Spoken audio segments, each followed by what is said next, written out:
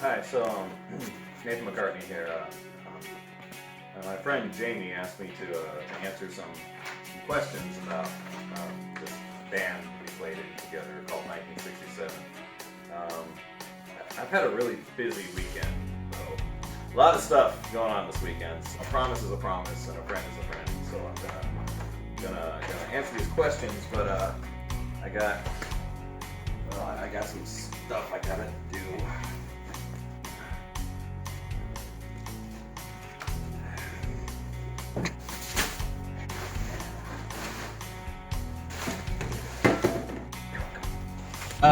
Yeah.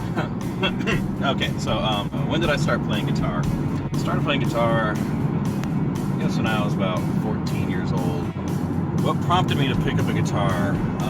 Loneliness. Didn't have a whole lot of friends. I have even fewer friends now. My first concert was actually a little band called White Cross. I have been really influenced by Phil Peggy, Stevie Ray Vaughan, Bill Steer, Michael Amott, Christopher Parkney. Right now, I'm really into Martin Lassesi of the band Martin Cowboy. One of my favorite bands is a band called The Beards from Adelaide, Australia. They have 4 albums, I think is it 52 songs. Every single song is about beards. Who am I listening to right now? Mostly the sound of warning lights going on in my car. The sound of my own heart beating in terror. How come I picked up a guitar over other instruments? The truth is, actually, I didn't pick up guitar over other instruments. I'm one of those jerks that I can play pretty much any instrument you put in my lap, and I'm sorry, makes some people jealous. What kind of gear am I using right now? It's January 2021 while I film this. Nobody's playing anywhere. Like, there's no concerts, no live music. So, I'm kind of not really using much of a setup. I am, however, recording right now, and I'm embarrassed to admit this, but I still use Cool Edit Pro on an Acer laptop, run through a Boss VR8. And I play a Siegel S6 acoustics. I'm playing a lot of horns these days. Actually, I'm playing a lot of trombone and tuba for this new project I'm working on. But it should be kind of hush-hush. Or you can just check my YouTube channel. Who do I sound like? I sound like me. I've been told I sound like Jethro Tull, which is kind of interesting because I don't think I've ever heard a Jethro Tull song in my life.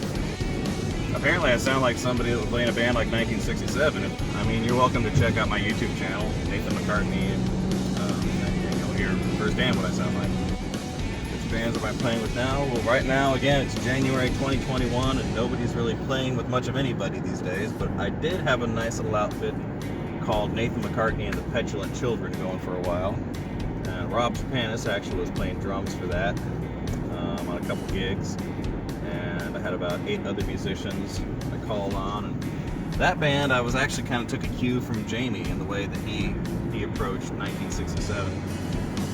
And I built the band around me and just said, as long as I got 3, maybe 4 guys, we got a show. And hopefully we'll get back to that. Hopefully a lot of things will be different. How did I meet those band members? Various other bands and various deals gone wrong. Opportunities, and mostly all of us are kind of keeping each other's secrets. Do I sing in the shower? Yes. What songs do I sing? 1967 songs. Just 1967. Only 1967 songs. Exclusively 1967 songs. Don't tell Jamie because I'm sure I'll have to pay him royalties. How many songs did I write with the band 1967? I didn't write any songs with the band 1967. When I write songs, normally what I do is I come up with ideas that I think to myself, that's the dumbest idea anybody's ever come up with, but I can't stop thinking about it.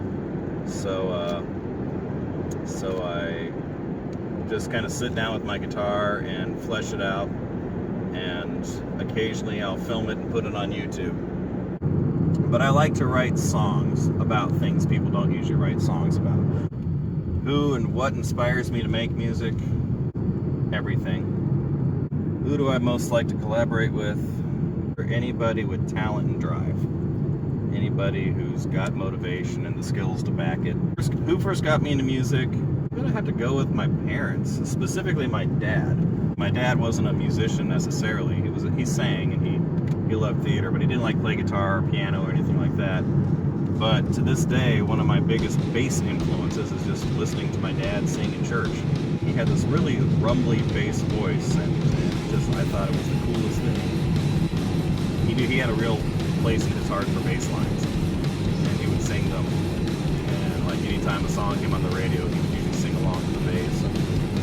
I have performed all over the West Coast. I have been in bars and churches and theaters, street corners. Where's my favorite place to play? Any place that has a good audience. If I could open a show for any one artist, who would it be? Alan Doyle and the Beautiful Gypsies. What I'd like to accomplish in my musical career, I'd like to make music that lasts, because I won't. Craziest thing that has ever happened on tour. Are we filming this? I was on tour with the Celtic group. We were a totally low budget tour. We just did the whole thing in an 88 Dodge Caravan and a 2001 Chevy Astro.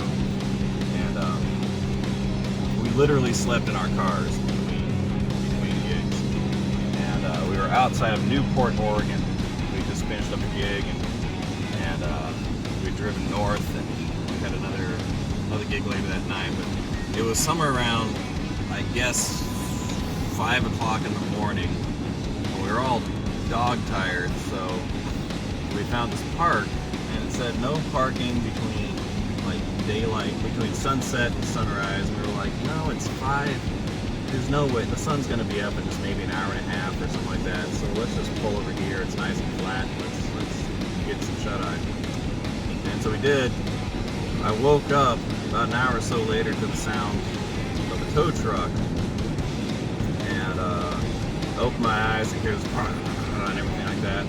And I stood up and I looked out the back window, and I locked eyes with the tow truck driver, who literally just kind of looked at me, took his coffee, put his coffee back, popped it in reverse, and pulled out. And I thought that was kind of weird, and I looked down and realized I was butt naked. Hope you're doing well for yourself there, tow truck driver. Thanks for not towing us. Somewhere out there is a tow truck driver saying, yeah, this one day I was in Newport, Oregon, and I was going to tow this 88 Dodge Caravan with this naked guy stood up in the back of it. Here we go, 1967. When did I first meet the band? Jamie and I met back in 1997. He was in a band called Prozac Staple, and I was playing in a couple bands at the time. Our bands would end up playing together. He introduced me a couple year or so later to Rob Chapanis, and invited me to play bass for his brother's old band, Pullin' Be Damned. And that was in 2003. Loved playing together. Loved playing with those guys. Loved playing that music. But then we had Gary Galanis playing bass, and then later Connor Cairns playing bass. We did also have Nick, an additional rhythm guitarist, and a guy named Colin playing drums for us on a couple occasions. I gotta give Jamie props for this. He did a genius move where Jamie, he can play guitar, bass, and drums, and sings, of course, and he, of course, wrote these songs and knows all the instrumentation tracking, so when he started the band, as long as we had Jamie and 2 other members, myself and Rob, or Rob and Gary, or Rob and Connor, or myself and Connor, or something like that, as long as there was 3 of us, Jamie and at least 2 other members, there was a show. How long did I play for 1967? I think I might still actually be a member, because especially because we're down 1 member right now. But I mostly played when Jamie was living in Washington. It was the summer of 2013. He called me up and said, hey, you want to play maybe half a dozen shows this summer with a band I've started called 1967. And I hadn't played in the band in about 10 years at that point. And I said, yeah, actually that sounds great. What was supposed to just be a couple months through the summer turned out to be about 3 years. Where did we rehearse? The cabin in the woods Jamie was living in out in Cedar Woolley, that literally just had 2 rooms and 2 stories. It was really just like a room and a loft, and we were able to cram 4 of us, myself and Rob's drum set, and Jamie and Jordan was, I think, was the name of the bass player. He kind of disappeared. Not that I know anything about that. Oh, by the way, I might need a cabin in the woods here pretty soon. Okay, we gotta stop the camera there. How many albums did I perform on in 1967? I'm not actually on any albums. There are some videos of them. What are my favorite 1967 songs? Here, I'll tell you as I go along. Just follow me. Favorite 1967 songs. Gotta go with Dead End Life. That one was always really fun to play. Kind of thing. Flatlining Softly was one of the best. I think one of our most underrated songs. Called Miss Her When She's Gone. That was great. We didn't play that one. Then it was Everyone What's Happening. What did I enjoy the most about performing live with 1967? Honestly, I really like getting paid. It's a really nice experience to show up and walk away with $75 to $100 or more every time we played for a couple hours. I mean, playing good music with your friends, where can you go wrong, you know? Who do I still play with that was in 1967? Again, these days I kind of got other things on my mind, unfortunately. But Rob played with we played together a few times, and kept in touch with everybody as much as I can. But right now, there's not a lot of live music going on. I don't know if there will be again anytime soon. My scariest moment with 1967. This one time, we had a bar fight break out, and that really sucked. Bar fights are no fun. They always, well, they tend to end badly. The most recent concert I attended was Postmodern Jukebox. Musical idols I would like to meet before I meet my demise. Well, I would love to pick John Petrucci's brain for a while, and really anybody from the band Dream Theater, but Geddy Lee and Alex Lifeson. Neil Peart, rest in peace, unfortunately. I guess we'll never have that chance. I've met Alan Doyle of Great Big Sea, so met one of my heroes there, and Sean McCann as well. I got to talk to them. These days, anybody that will give me a job, I really appreciate that.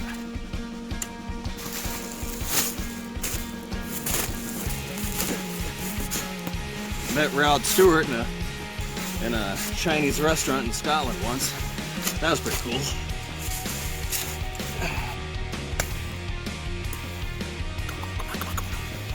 Come on, come on, come on, come on.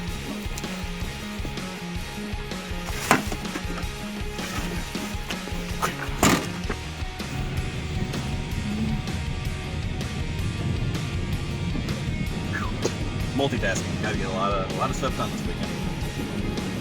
Success in the music industry. Getting paid and playing music you like for an appreciative audience. That's really all there is to it. My favorite 1967 show, there was one in particular that we played at the Main Street Bar and Grill in Ferndale, just north of Bellingham, Washington. Gary Galanis was playing bass for us that night. We were setting up, and there was about 8, 10, about a dozen, like 20-something, 30-something girls there that were there for a bachelorette party. Halfway through set 2, Maid of Honor came up to us and said, "Hey, so The bride is a huge AC/DC fan. You all happen to know any AC/DC songs? You know that saying, hold my beer? It was literally hold my bass. He took his bass, shoved it in my hands, and said, I got this, guys. And just said, it's all either A, D, or C, maybe G. Just follow me. And we did Shook Me All Night Long, Hell's Bells, and a couple other, just as many AC/DC songs as we could think of. And Gary, he had the voice, he had the swagger, he had all that, and the girls loved it. They had a great time. And I remember that was one of the nights we looked down at our tip jar and we had a $100 bill down there. And yeah, we had a lot of great shows. That one though was one of the best shows I've ever played in my life with any band. It was tons of fun. The way the music industry operates today, well, it's not like it used to be, I can tell you that. Nowadays, if you're not on YouTube and you don't have, at least 250,000 subscribers from the get-go, you're not really getting much anywhere. The internet has been a mixed blessing, to say the absolute least. On the one hand, everybody's got a voice and a platform. We've done a lot of great things for a lot of really talented musicians who wouldn't get noticed otherwise. It's also completely changed the playing field. Saying the market is oversaturated is like saying the Pacific Ocean is a little wet. There are people everywhere, phenomenal talent, just at the click of a mouse or your phone screen or something like that. It's overwhelming. It's a lot harder to make money as a working musician these days as a result. Either that or I just haven't figured it out yet. Entirely possible. What would I be doing right now if it wasn't for my music career? Well, again, it's January 2021, so I don't really have much of a music career. I spend most of my days covering my tracks. The best advice I've ever been given, don't sweat the petty things and don't pet the sweaty things. One message I get to my fans, thank you. Seriously, thank you. Things are kind of weird right now, but I will be back out there playing again before too long. And I'd love to see each and every one of you all there when I do. If I could change any one thing about the music industry, I would get rid of this virus so we could get out and start gigging again. What's next for me is hopefully getting vaccinated and staying out of trouble and getting out and gigging for people again. No, unfortunately, I don't have any upcoming shows because nobody has any upcoming shows. But hopefully, things will change here before too long. What's the most trouble I've ever gotten into?